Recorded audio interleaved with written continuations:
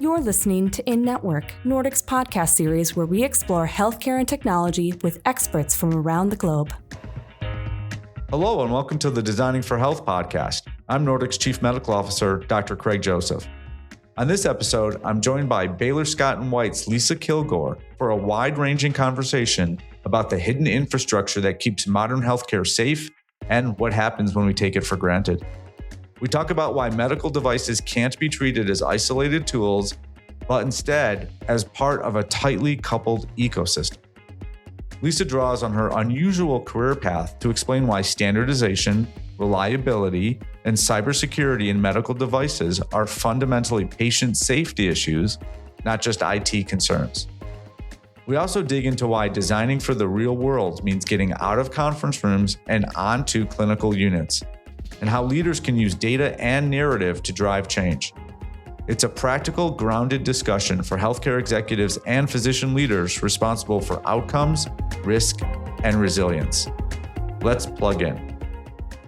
Lisa, it is a pleasure to have you on the pod. Let's start with your current situation. Where are you now, and how did you get here? What I do now, I spend so much time really focused on bringing clinical thought process and technology solutions and medical device solutions and finding the right way to marry them all, whether it's a NICU or an ED. But the journey to here was an interesting one. I became a single mom in my 20s. I have 4 amazing children and realized at that big life choice and the chaos that was happening that I didn't really have a lot of work experience. You know, I grew up working on cars and different kinds of engines in my dad's shop, so I was pretty comfortable with mechanical things, but I worked for my dad and in his various shops, and we did work on everything from lawnmowers to fixed wing. I mean, just if it had an engine at some point, we probably worked on it, right? So it was pretty fun, but not a lot of translatable, like could put on a resume, right? And then while I was married, my husband was in the Air Force. He was an aircraft mechanic for C-130s. And I actually, when we got married, we were both very young. And I knew engines a lot better than he did. I actually did all of our car maintenance and things. And so when he was going through school, I would help him study. And we got into an interesting debate one evening. And the gist of it is, out of the point of principle, I took my airframe test because you have to get your A&P license to really be an aircraft mechanic, especially outside of the military. So I had my airframe. I didn't go for power plant because I never actually intended to be an aircraft mechanic. In my late 20s, when I'm now a single mom, I just went to a staffing agency, actually Manpower, and needed a job. I took a ridiculous pink resume, actually. Okay. It was not very professional, and went and talked to them, but they were pretty smart. They put me through some assessment tests and almost immediately placed me. My first real job that wasn't like waiting tables or working at a dry cleaner was for American Airlines out at Alliance Airport. I was hired on to be their technical database engineer, because the 2 things I knew, one of which I really didn't realize I was that proficient at, was computers and engines, and pretty comprehensive knowledge of aircraft.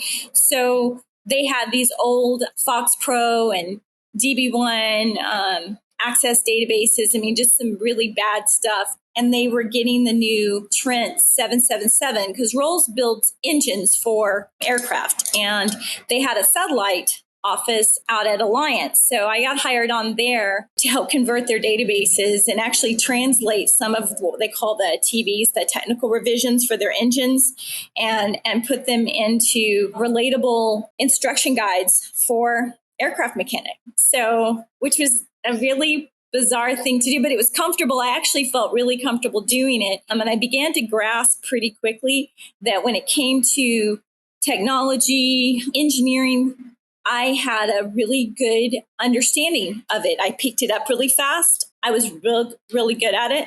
But the leadership there at Rolls were all out of like Scotland. The main headquarters was in East Kilbride, Scotland, and Europe. And so my leadership, about a year into my employment, sat down and wanted to help me move up in the company, but I couldn't. I had 4 children. I wasn't moving to another country, Sure. right? They were all in they were little. I mean, one was still in diapers.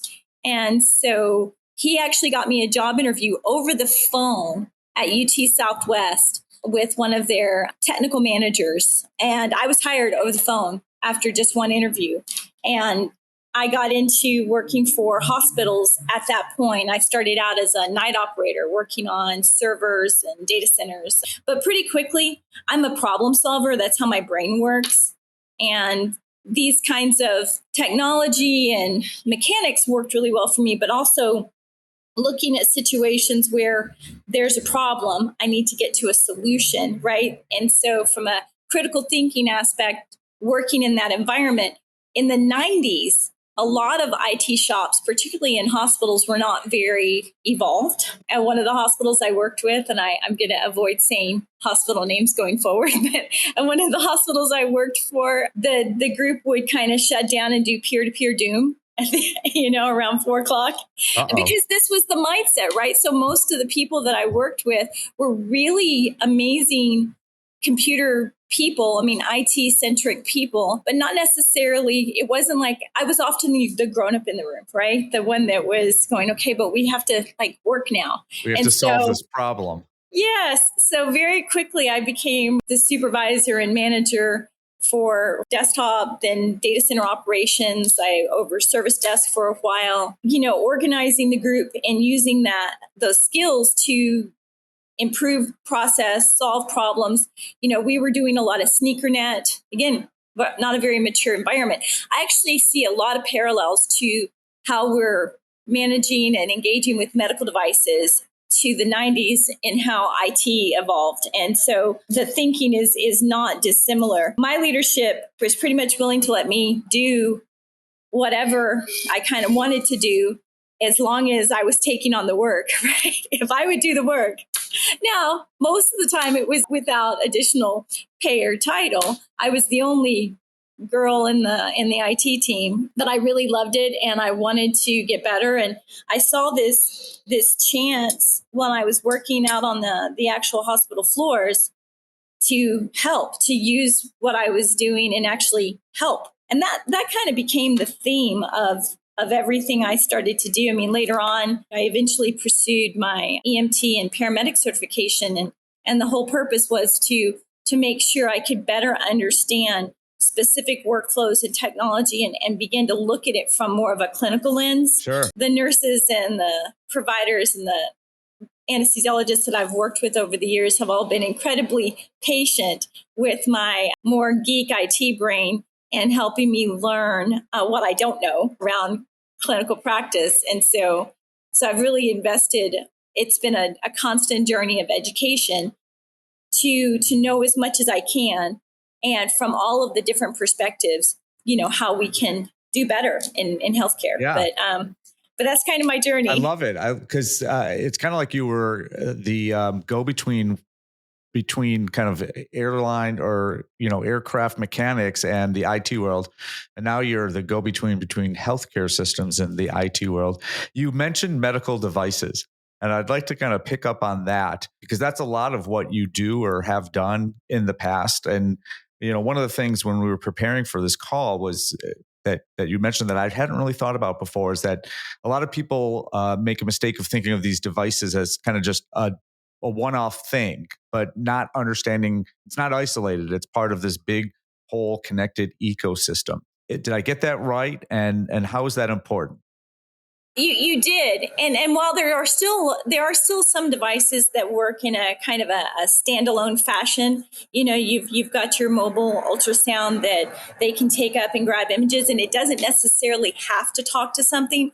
But most of our particularly our critical life safety systems, depend on infrastructure to actually function. When you think about that cardiac patient in the bed and the nurses' jobs, the clinical team's jobs are to make sure that they're doing that constant monitoring. I can guarantee you they've got some orders from their provider to be monitored 24/7, looking for, any potential issue of decompensation or critical arrhythmia, or they're going, tachycardia, any of those things that they need to see in order to immediately respond, take the correct action, and make sure that the patient has a good outcome. Well, the only way that works is if the monitor that's connected to the patient, those sensors connected to the monitor, and the monitor is talking to those external components, typically in what we would call maybe a central monitoring unit, or at the nurse's station, a central station. And then, of course, to be truly as evolved as we should be at this stage of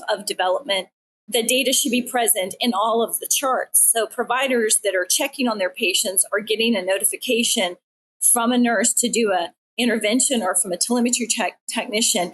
They need to be able to have immediate access to those cardiac waveforms, to those vitals, the heart rate, the saturation level. They need to be able to see that where they are if they're going to take correct and quick action to keep patients safe. And that's where we are today. I mean, our job really is to make sure that the patient survives whatever brought them to the hospital and has the best possible outcome. But the medical equipment that's associated to that, the critical tools that the clinicians need to use, they require infrastructure. They require stable infrastructure that's not interrupted in an unplanned fashion, that doesn't have, an unexpected power outage or server crash, that would prevent it from functioning the way the clinical teams need it to function. And going further, how the clinical teams have become dependent on it functioning. If you know your tools are not going to work, maybe you would take human intervention to compensate for that and try to be sure that the patient is more closely monitored.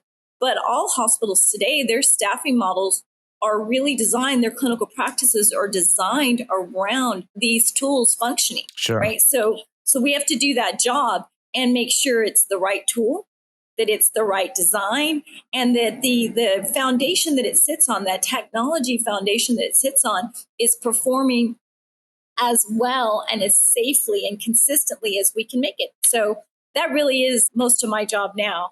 You said that, it's got to be stable and it's got to be consistent.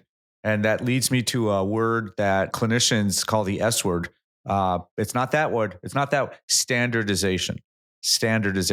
And so it's important to to kind of meet those criteria that you just mentioned, to kind of standardize as much of it as possible while still allowing, this unit uses that equipment in a slightly different way than that unit over there. How do you kind of thread that needle, that standardization needle? Well, a couple of things, and you're exactly right on standardization. It is so key to consistency, to stability, to safe unit. But you have to think further than even just, so there's the aspect of, we can improve our technical design if we are not trying to design that backend infrastructure for 100 different flavors, and trying to uniquely model and keep it stable, especially even in a single hospital, but in large IDNs, the more standard, the higher availability you're going to be able to achieve. But the other piece that sometimes isn't as immediately obvious is clinical practice. The actual complexity of the devices we're putting in the hands of the nurses and the providers, they don't all function the same way. And learning how to use it safely and optimally for your patient is also critical. So if you've got a nurse that from room to room or from department to department, they're floating possibly from the ED back up to the ICU, and you don't have continuity in that medical system, you're also introducing a lot of risk there. It's really a huge burden, this beautiful improved technology environment that we're enabling for patients. There's a significant burden being placed on our clinical teams, and standardization is a way to help relieve that burden, because then you can build in good training practice, even annual training practices, and allowing the clinician to become proficient with that medical equipment and comfortable with it, because that safe operation is as important as that consistent network design. I think one of the ways that you can really achieve standardization, and I've had a fair degree of success, is being able to, from a financial lens and from a patient safety lens, make sure that you've got your data points correct. I have found it's not a difficult math equation. If you do your homework and you assess an environment, you can look at aging out equipment. You can look at the equipment that is going to most accurately meet the clinical need. But then from that list of equipment that truly meets the clinical need, being driven from that clinical voice, which ones can you build a large platform for? Which ones can you keep compliant and stable? Which ones can you protect from cyber threats, because the list then narrows pretty quickly. When you can present that data to the clinical decision makers and to the financial decision makers, then you're more effective at achieving standardization. You can also show them the risk and cost of trying to maintain the environment without standardization. I'll tell you, hospitals that have too fractured of environment, and a lot of them do, where you have maybe 10 or more different models of just even your core patient monitor, they're bleeding out money, unplanned dollars a lot. You can't keep enough trained people, parts, service contracts. Each one of those systems, a Draeger system has completely different communication requirements than a GE or a Philips. So the networks are not the same. And if you've got all of those flavors in there and you're trying to keep them stable, even turned over before they age out and fail in an unplanned fashion, which is not optimal and certainly dangerous, and keep trained people for it, that's very expensive. I mean, the math equation is obvious. It's very expensive. So if you can make the case, do your homework. I mean, it's not sexy work. You got to roll your sleeves up and get your hands dirty, but do the homework and show what is current and the roadmap to getting standard and stable, and what cost you're going to save or avoid all along the way. Doing bulk purchases by the state. There is an opportunity, especially if you partner with like your strategic sourcing people in this journey and your security people and your server people, you can holistically build a picture that is a very attractive and compelling story. And your clinical teams, which are used to making evidence-based decisions, will help support you through that. But your financial people and your security people will jump on board too. So then you come out with a plan that has a whole community around, executing it, and you will be more successful. It's not a fast answer, but it's an effective answer. It's funny. I thought you were going to say, oh, well, to be successful, you got to kind of play the political game and know who the decision makers are. But it sounds like the two things that I just took away, if I were to boil all that down, is one, come with the data. And two, it's not just the data, it's the story that you use the data to help paint. And so you need that story. And then maybe three is, hey, here's where we want to go. And here's what's going to happen if we don't. Right. So that you got to break that story into the good parts and the bad parts. Did I get that right?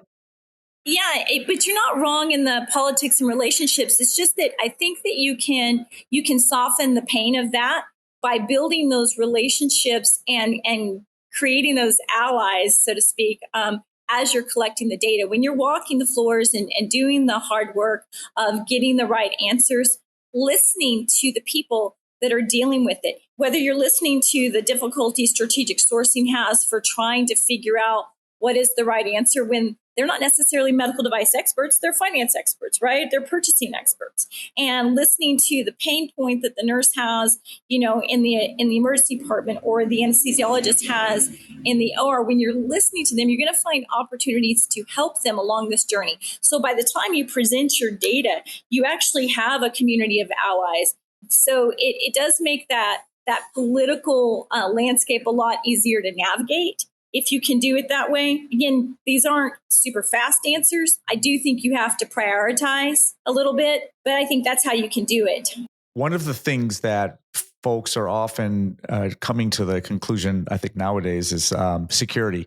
Security, we all know about, cyber and phishing and those kinds of things. But boy, some of these devices that you don't think are potential security problems, because no one really interacts with the monitor, just connects to the patient and feeds out data. But in fact, if it connects to your network, it's an opportunity for evildoers. And so what have been some kind of changes that you've seen in the last 5 or 10 years with respect to security and how important it's become? So from a cybersecurity standpoint, there's a couple of key things. I think one of the biggest challenges is getting people to speak the same language, right? A lot of hospitals, if you talk to them, even clinicians or decision makers, when you talk to them, you're going to ask about cybersecurity. They're going to defer you to the IS security team or the IT cybersecurity team, which when it comes to medical devices, these people are not looking at it from that perspective. Your patient monitor, anesthesia machine, perfusion pump, nurse call system, these are FDA regulated systems. So the solutions that you apply to your computers and your printers, you cannot apply safely, effectively to these medical systems, not without running the risk of seriously impacting patient care and violating the FDA regulations that they're being governed by. So this is probably one of the biggest areas that is a challenge for hospitals, because most hospitals don't have a dedicated team designed to handle the medical device part of it. Now, some of them are taking some interesting approaches to solve it. You've got your biomed teams, your health technology management groups, the new rebrand for biomed, that are very knowledgeable of the medical devices. And if you're going to ask them about PMs or inventory, this is the people to talk to. But most of these teams don't have the training or experience or skills, bandwidth to actually think about medical device security. So then, yeah, you're not talking to IT and you're not talking to biomed, but you have a genuine problem because bad actors are absolutely exploiting the vulnerabilities. And when it comes to vulnerabilities, this unmanaged environment of medical devices, huge risk. From infusion pumps that all are online today to your cardiac telemetry monitors or your nurse call system, these things are plugged in, they're pulling IP addresses. Many of them use Windows-based operating systems in the back end. So when someone is exploiting a Microsoft vulnerability, they're exploiting these systems too, right? So you have to actually have a plan for it. The foundation of the plan, though, back to our conversation really around standardization, but a little deeper even in design, you have to be thinking about cybersecurity from the moment that you consider your purchase of your equipment all the way through its life cycle and planning for it. If you don't have visibility into your medical device environment, it's pretty hard to have a good security posture or plan for it. And if you don't understand exactly what your exposure is by medical type, because they don't all communicate the same way. Some store data, some do not store data. Some of them transmit sensitive data, others do not. Some use proprietary OS medical device language and others use Windows-based or Linux-based. So you have to understand these components in order to design a security program that's truly going to mitigate your risk. And then you have to take it a step further. I recently did some tabletop exercises with some medical device vendors. And it's interesting because when I scheduled them and planned them with all of our awesome technical partners at the table, I was just told flat out, nobody does this. Nobody set schedules to do it. Because whatever your security plan is, if you don't test it, you don't vet it, then how do you know it's going to work? We've had a lot of hospitals across the nation who have experienced genuine cyber attacks, ransomware attacks. We've had a pseudo kind of 0-day event a few times. And in those scenarios, your medical systems, when they go into quarantine, they could be in quarantine for months, not days, not hours, but months, because they have to get whatever solution is going to mitigate the risk or resolve the vulnerability has to also then be approved for that medical system along the same regulatory requirements that they were vetted for patient care to begin with. So it's a complicated problem, but I think the answers to the problem is having the right people at the table that understand both your medical technology and your traditional technology and how they come together, and then designing the solutions and programs to find that balance between patient safety and patient care and securing your environment, mitigating the risk. So it's a lot of different kind of thinking and tools that need to be applied. There are some great technology tools out there, from Xdome to some of the newer Cortex and Palo Alto tools, but none of the tools will solve the problem for you if you don't understand your environment and have some intentional design and expertise at the table to manage that environment. You can't slap a technology Band-Aid on it and call it good, right? You've got to have some thinking and strategy. And there's such a gap between what is the highest priority in hospitals. It happens a lot, but understanding where the risk is in medical devices, that I think it's a serious challenge for our healthcare world right now. Yeah, and you really kind of hit that message all the way out of the ballpark, which is that you have to design for the environment that the device is actually being used in, right? You have to get your hands dirty, which I love. IT, and I'm as guilty as anyone when I have my IT hat on. We love to kind of sit in our office and talk about this ideal workflow and this ideal location. And if you're not out there in the operating room, in the ICU, in the clinic, you don't see the real world and you can't make sure that the devices are going to work. That's a take-home message that I think a lot of people don't get, and they're burnt by it in the end. Well, this has been a great conversation. I've certainly learned a lot. We always like to end with the same question of all of our guests, Lisa. Is there something in your life, personal or work, that's so well designed it brings you joy whenever you interact with it? Does anything come to mind? Well, I have to admit, you gave me this question, and a lot of things went through my head that I wanted to share. I certainly have a love of screwdrivers and mechanical equipment. I've always have, but I have to say, daily, I have an Android, the Fold flip phone, and I've had the same model. I'm actually way overdue for an upgrade for now about 3 or 4 years, but I use it because, to your point, I do get in the hospital. You can't be on the team that I work on, that I manage, if you're not willing to go in the hospital. I won't hire you. And you have to put on scrubs and you have to learn their language, because we can't do our jobs unless we can get up close and personal to what they need. But my phone becomes my strongest ally. It folds up, fits in my scrub pocket, but I can take it out. I can take pictures in my Teams chat, pictures in my OneNote. It's become such a crutch. And I know that's terrible because people are very tied to their phones, but I think from a different reason. I find that it's a strong tool for me. When I'm trying to do a walkthrough assessment, I can pretty easily record without carrying a lot of equipment. I can pretty easily record what I'm observing. I live by documentation, and everything we do, my favorite saying is, if it's not documented, it didn't happen, right? If you can't prove it, if you can't measure it, hearsay is not admissible. So I need the evidence, right? So this tool, maybe for different reasons, I'm not into social media or any of the other things I think people maybe are normally thinking of when their phone is, but it has become, I walk a lot of hospital floors. I spend a lot of time in the hospital, and the phone has become probably my favorite piece of equipment to help me document, manage, and chronicle what I'm doing so I can get back to those answers quickly, who I'm talking to, what they specifically said, geographically, what are my concerns in the landscape of the clinical unit. And so maybe it's kind of a lame answer. No, not lame. I'd love to say it's my torque wrench. Yeah, well, torque wrench would be a great answer as well. But it sounds like, part of it's the fact that it opens, and so that you have more screen area, I'm assuming, to either take notes or show someone something else that you don't get on a phone that doesn't have such a big screen, unless you're carrying around your iPad, which does not often fit in your hospital scrubs.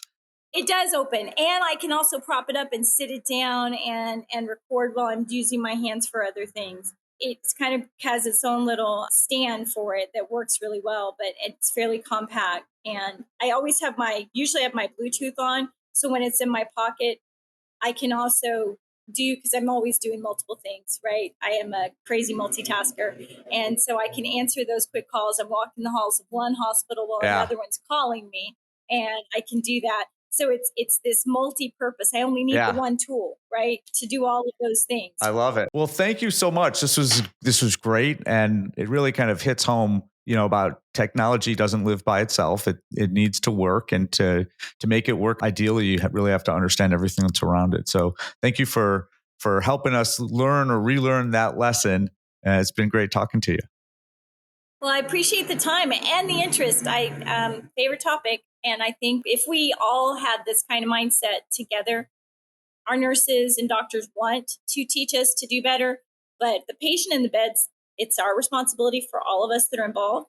And so if more of us could just kind of get to that mindset, we could do better for patients every day. Great. Thank you so much.